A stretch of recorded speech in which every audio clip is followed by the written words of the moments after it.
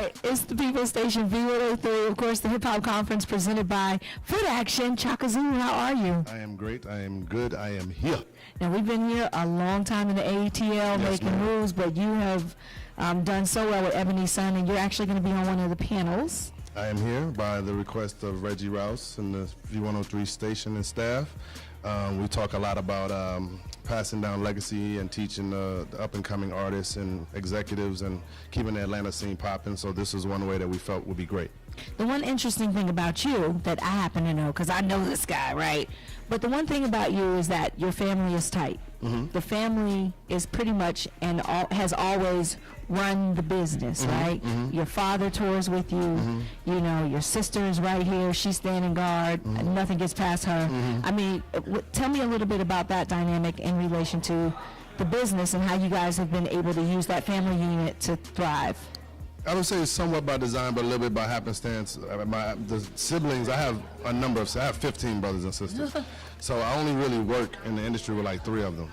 And they happen to be all the ones that were in the business before me. So they actually paved the way for me to be in the business. Outside of our family having been in the business, my mother, my father, I grew up in the business, was born into the business, right, in the music industry. So it was just a natural progression from a certain aspect, but then working with people that we know have your back also will challenge you and sharpen you when you feel like you know it all or you think you got it all, and continue to push you on that and keep you rooted and balanced, but also continue to push you is a great thing. And then we also embrace the people that we do business with in a family way. Where it's about, win-win, and it's about cooperation as opposed to what can I get from you and you not get anything from me.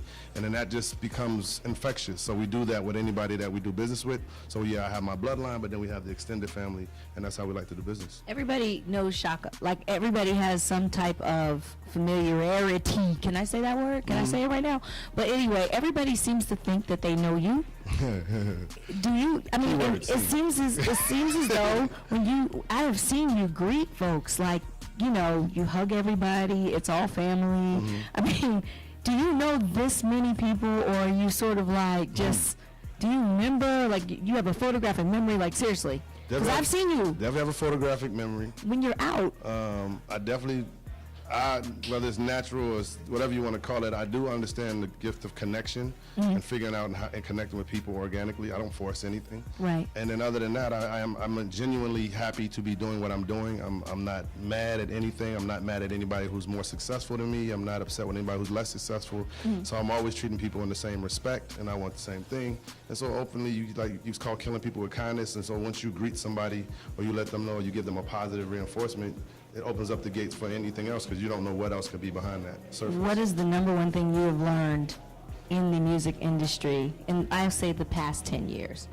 Too many to name. But I mean, if you ask like a specific... If there was something that if there's this one thing that you could tell somebody. Yeah, one of my biggest mantras is the lesson is in the work. Mm-hmm. So if you don't do the work, you don't know the actual process, and then you actually miss your actual growth potential. So if you're just always looking for a hand up and somebody to just skip over steps, then you don't know what the process was. So when you fall, you won't know how to get back to where you've ever been, mm-hmm, or where you were. So the lesson is in the work is very key. You learn the most when doing the work, and other people are watching you while you work, and that's one of your biggest resumes. Let's put this all into perspective. How many albums are we talking now? What? Just collectively. No, well, not you. So let's talk about the movies, albums of everybody that you have worked with. Of course, Ludacris, family, DTP. But really, let's just throw out some numbers. Do you have any numbers? Like, how many albums? I don't have it. Does anybody know? I don't have it. Y'all just stopped counting? Is that what happened? Over 10 million. That's just Chris. That's Chris. That's just Chris alone. Chris is actually 15 million. Then you have 20. 20 million? Yes. Why not? Movies, tickets sold, like #1 box office? None of that matters to me. For me, it's great stats, and it's great for, Jay-Z, women lie, men lie, numbers don't, so you can always look at facts. But again, the process of it all, the impact, traveling, I love traveling. I love seeing the world. I love learning. I love teaching. I love just the whole transaction. Favorite place that you've gone? Favorite? Yeah. It's South Africa. Oh, yeah.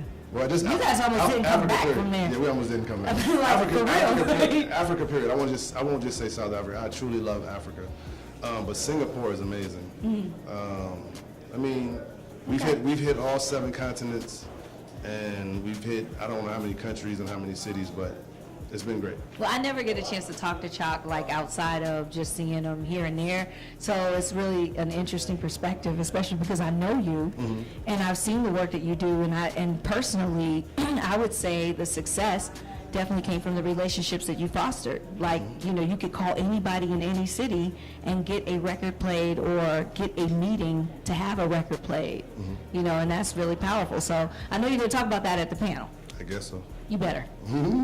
Okay. Whatever they ask, I'll answer. Okay, so they're going to ask you about your personal style, too. Are you prepared for this? Because, you know, you're kind of smooth, you know, Mount Vernon type smoothness. No, Mount Vernon, that's Jeff. No, that's Jeff. Give him the 4 square miles. I'm bigger than that. Okay. So, no, I'm just joking, but I'm not from Mount Vernon. Who said that? I mean, okay. Personal style is I just dress how I feel, but of course I try to represent myself in a business, you know, business mind and a business look.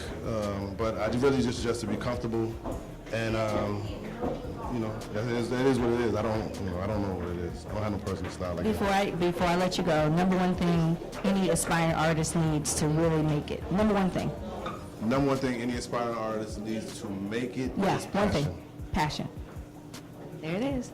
Chaka Zulu, how many albums? He can't even remember the daggone albums and tickets and movies and stuff. Thank you for joining us. Thank you for having me.